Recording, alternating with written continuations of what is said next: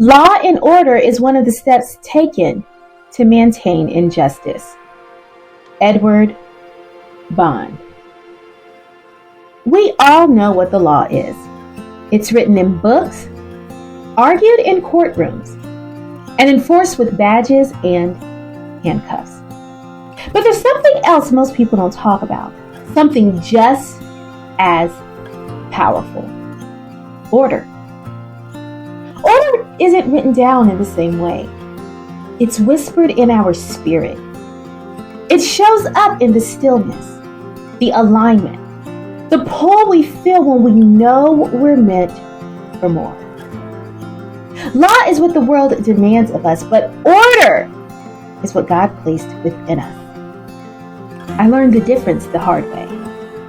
During one of the most painful and humbling seasons of my life, I found myself in federal prison.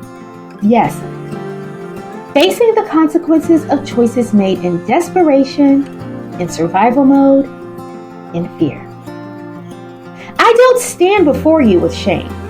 I stand before you with truth. Because prison didn't just punish me, it prepared me. It was in that place of confinement that I discovered what real freedom actually means. I was punished for not following the law of the land. Yes, I lied on conflicting government paperwork, but I did so to honor a higher calling, a divine order that commanded me to protect and serve vulnerable women and children at all costs. I wasn't trying to exploit the system. I was trying to hold it together for those the system had long ignored. My heart was in the right place, even if my paperwork wasn't. And for that, I paid the price. Legally.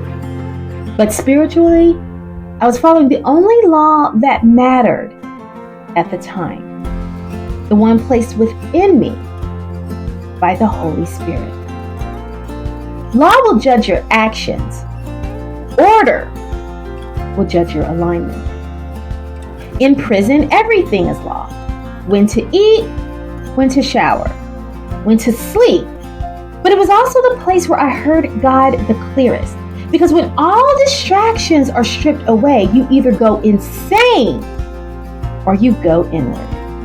And I chose inward. I chose order. Culture told me I had to keep up appearances.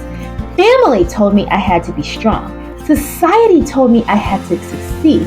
But none of those voices could speak to the ache in my soul. I had broken the law. But worse, I had violated my own divine order. That was the true offense. Order is what wakes you up in the middle of the night to write, to pray, to cry, to dream.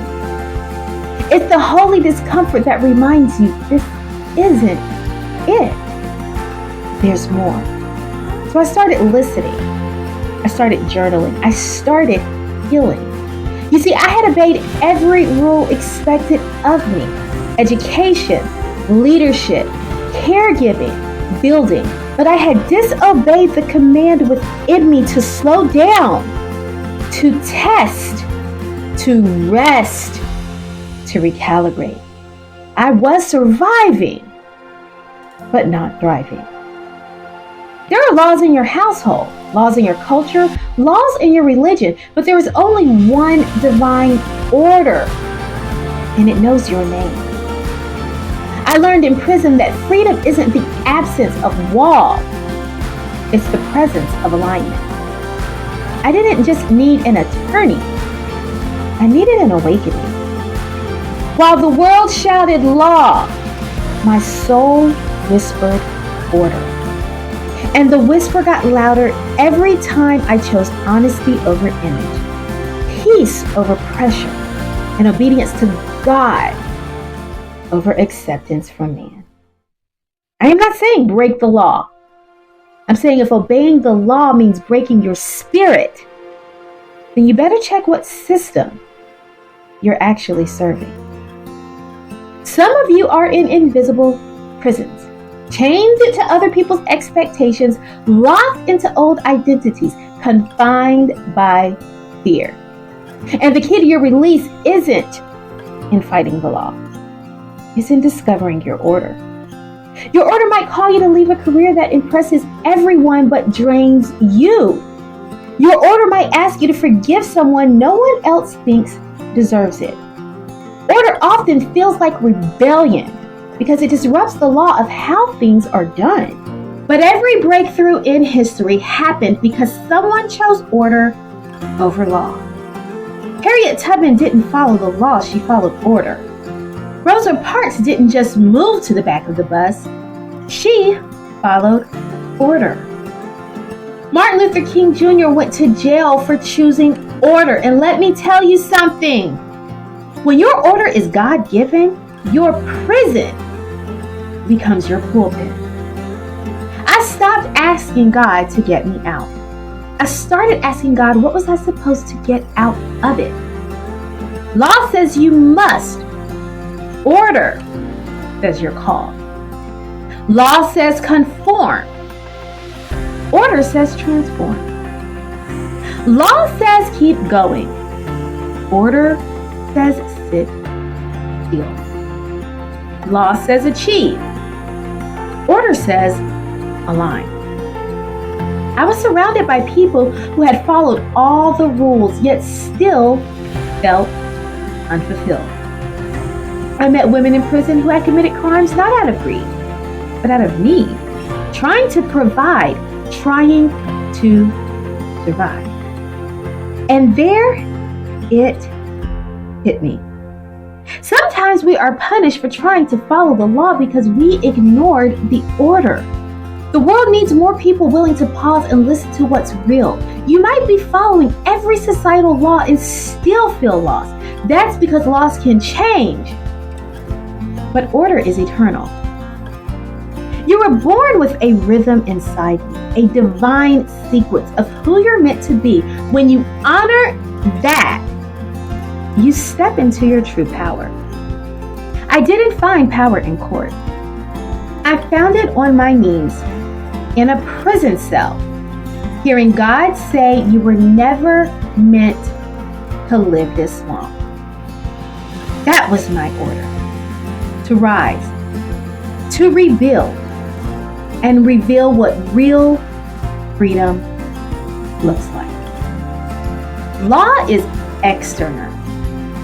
Order is internal. Law restricts. Order reveals. Law demands obedience. Order demands authenticity. My comeback wasn't built on beating the system. It was built on beating the silence within me. The part that kept quiet to fit in. The silence is gone now. Today I stand here not because I followed the law, but because I finally followed the order on my life. And I dare you to do the same. Look around. There are laws everywhere. But the order of your life is not dictated by man. It is designed by God. And when you follow that order, the laws may shift, the people may change, but your destiny becomes undeniable. So if you're feeling lost, boxed in, or misunderstood, maybe it's not your failure. Maybe it's your call to realign with your order. Choose order.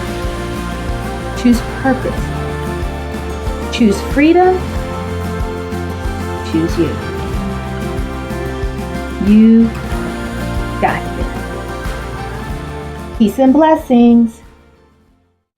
Dr. O.